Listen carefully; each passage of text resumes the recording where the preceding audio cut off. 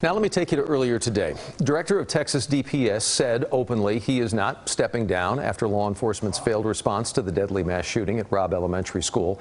That response, I should say, comes after parents and family members of the children killed looked him at some times right in the eye today and told him that he needs to go. Our Jack Fink watched all of this for us today to bring us up to speed. And Jack, that was just one of a number of issues that came up, but poignant nonetheless, obviously. Yes, and Doug, the DPS director, says his agency as a whole did not fail the Uvalde community. Parents strongly disagree with that, and they also want to know why the state isn't doing more to toughen its gun laws. You, sir, have told lies. Brett Cross, whose son died in the Uvalde massacre, didn't mince words as he demanded DPS Director Steve McCraw resign.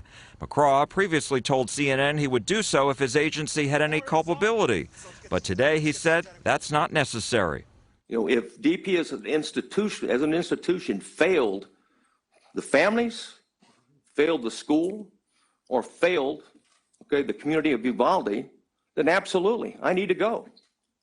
But I can tell you this right now, DPS as an institution, right now, did not fail the community, plain and simple.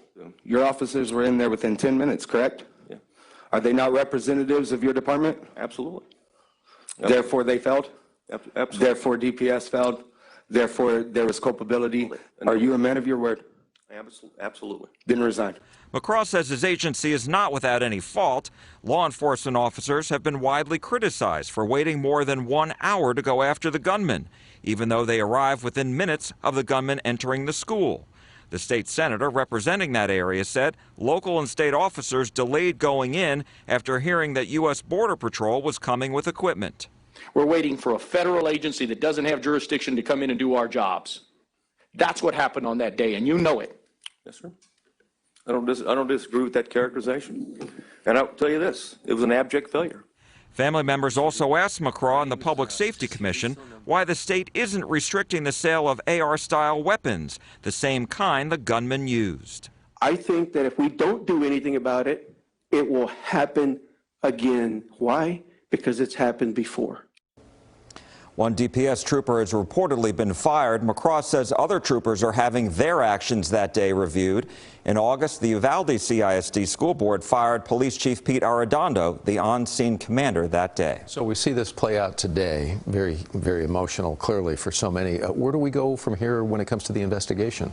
What happens next? Well, McCraw said today, Doug, that DPS is going to be submitting its investigative findings to the Uvalde County District Attorney by the end of the year. There are also 4 state legislative committees looking into Uvalde as well. We've already seen the Texas House Investigative Committee issue its preliminary report. That was back in July, and there may be an additional report to that as well. No timetable. 2 other House committees are supposed to submit their reports and recommendations to the legislature by November 14th. And I'm waiting to hear back from the State Senate Committee when it will present its report and proposals. There's also a federal investigation into response of this shooting. So we got a little ways to go here. So about 3 hours ago, by the way, I want to bring you in on this because this man right here alerted us in the newsroom about an announcement from state leadership, and this comes down to money and public safety. So the info we got from Jack, and we got right on this for you, more than $874 million is being transferred now to several state agencies and programs.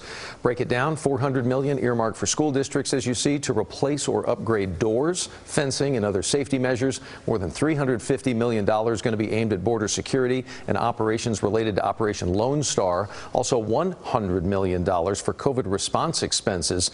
And fair question you may be asking right now, that's a lot of money. Where is all that money coming from right now? Well, it's coming from the 2023 fiscal year budget. We discovered from the State Health Department and also Public Health Preparedness Program, from the Texas Education Agency, and also a budget surplus in the Foundation School Program Funds and correction security operations within the Texas Department of Criminal Justice. So it's coming from a lot of places, but money is being spent.